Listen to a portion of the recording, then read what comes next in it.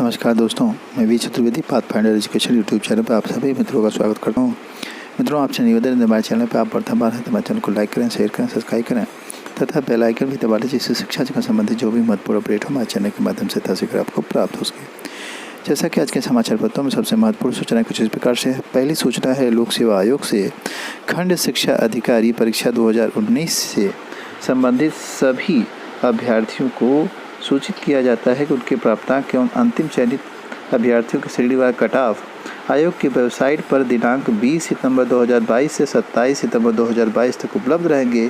अभ्यर्थीगण अपने अनुक्रमांक एवं जन्मतिथि के आधार पर प्राप्तांक का अवलोकन कर सकेंगे। इस संबंध में यह सूची किया जाता है कि उक्त संबंध में सूचना के अधिकार के अधिनियम 2005 के अंतर्गत प्रार्थना पत्र स्वीकार नहीं किए जाएंगे और न ही उस पर विचार किया जाएगा। यह एक महत्वपूर्ण नोटिस आपके लोक सेवा आयोग से कटाव को लेकर के बीईओ के जारी हुई है।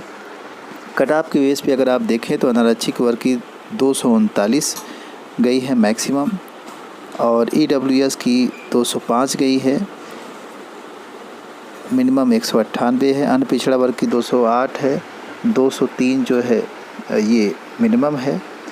तो अनुसूचित जाति की वहीं 208 है और 187 मिनिमम है।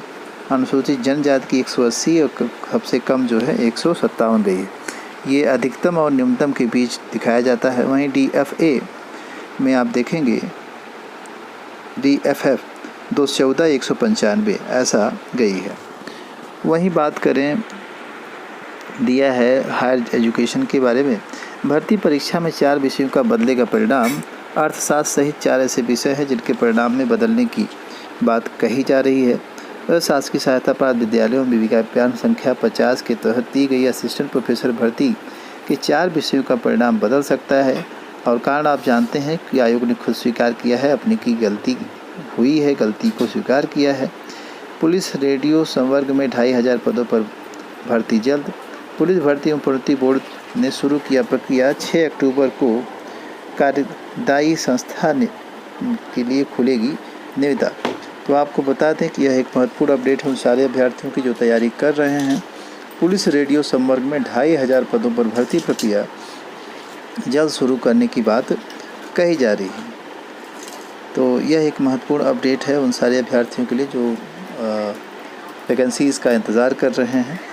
वहीं अशासकीय सहायता प्राप्त माध्यमिक विद्यालयों के लिए वर्ष 2013 की प्रधानाचार्य भर्ती का परिणाम जारी होने की उम्मीद। चयन होने के एक पद से जागी उप सचिव विनय कुमार गिल ने जिला विद्यालय निरीक्षकों के पत्र भेजकर अधियाची विद्यालयों के वर्तमान स्थिति रिपोर्ट 23 सितंबर तक मांगी थी, ताकि अंतरिम परिणाम बोर्ड द्वारा घोषित करने की कार्रवाई की जा सके। इस भर्ती के माध्यम से 632 प्रधानाचार्यों का चयन होना था।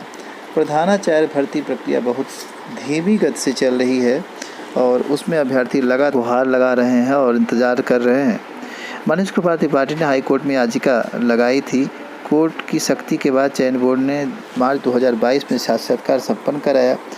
उधर तदर्थ शिक्षकों की ओर से पुरानी भर्ती होने के कारण उसमें नए अभ्यर्थियों को भी शामिल किए जाने के लिए याचिका लगाई गई, जो खारिज हो गई। ऐसे में जल्दी भर्ती की याची मनीष ने बोर्ड अध्यक्ष को पत्र भेजा, जिससे एक मामले में हाई कोर्ट आदेश दिया था कि सचिव के माध्यम से बोर्ड अध्यक्ष सभी कार्य संपादित करें और परिणाम जल्दी घोषित करें, किंतु अभी तक ऐसा संभव नहीं हो पाया, जिसको लेकर के रोष है। नर्सिंग कॉलेजों में 233 शैक्षणिक पदों पर भर्ती प्रक्रिया शुरू करने की बात कही जा रही है। प्रदेश के 13 नर्सिंग कॉलेजों के लिए 233 शैक्षणिक पदों पर भर्ती प्रक्रिया शुरू की गई है। इन पदों के लिए 7 अक्टूबर तक चिकित्सक शिक्षा एवं प्रशिक्षण महानिदेशक की वेबसाइट पर ऑनलाइन आवेदन किए जा सकेंगे। तो जो भी अभ्यर्थी उचित योग्यता रखते हैं वो इसमें आवेदन कर सकते हैं। शासन को भेजा शिक्षक भर्ती का संशोधित परिणाम। प्रदेश के 3049 सहायता प्राप्त जूनियर हाई स्कूल में सहायक अध्यापक एवं प्रधानाध्यापक के 1897 पदों पर भर्ती के लिए सचिव परीक्षा नियामक प्राधिकारी ने जो रिज़ल्ट है उसको शासन को दे दिया है। शासन की मंजूरी के बाद आगे की प्रक्रिया संपन्न की जाएगी और भर्ती प्रक्रिया आगे बढ़ेगी। वहीं शासन ने डीएलएड में सीधे प्रवेश की दी मंजूरी। अब जो है 2022 के लिए जो भी अभ्यर्थी डीएलएड सीधे भर्ती लेना चाहते हैं, एडमिशन लेना चाहते हैं, उनको अवसर मिलने जा रहा है। आदेश मंजूर हो चुका है और सभी अभ्यर्थी अब जो है डायरेक्ट जो एडमिशन है वो ले सकेंगे। तो यह एक महत्वपूर्ण अपडेट है उन सारे अभ्यर्थियों के लिए जो डायरेक्ट एडमिशन के लिए इंतज़ार कर रहे थे। वहीं बात करें राजकीय आश्रम पद्धति इंटर कॉलेजों को मिले 51 प्रवक्ता। आपको बता दें कि जो आश्रम पद्धति इंटर कॉलेज हैं उनका जो परिणाम है घोषित किया जा रहा है 1 बाय 1। केमिस्ट्री का भी परिणाम कल आया है जिसके तहत 91 प्रवक्ता अब जो है मिले हैं। वहीं इलाहाबाद विश्वविद्यालय में पीजी प्रवेश स्थगित किया गया है। अब ऑनलाइन होंगे दाखिले। फीस जमा होने के साथ अब अभिलेख सत्यापन भी ऑनलाइन होगा। तो यह एक महत्वपूर्ण अपडेट है आपके इलाहाबाद विश्वविद्यालय से। हालांकि इस समय इलाहाबाद विश्वविद्यालय में फ़ीस को बढ़ोतरी को लेकर के जो कि 400 गुना कर दी गई है, अभ्यर्थी लगातार धरना प्रदर्शन कर रहे हैं, आमरण अनशन कर रहे हैं। एक बच्चे ने बल्कि सुसाइड भी कर लिया और एक सुसाइड अटेम्प्ट्स भी कर रहे हैं।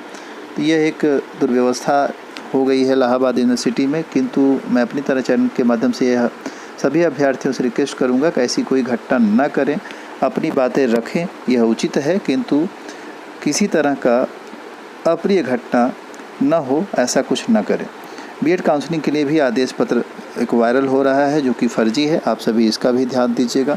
एक्सरे टेक्नीशियन भर्ती 2016 में चयनित सूची को चुनौती देने वाली जो याचिका थी उसको खारिज कर दिया है। कोर्ट ने कहा चयन प्रक्रिया में नियमों का पालन न करने का दावा नहीं है सही।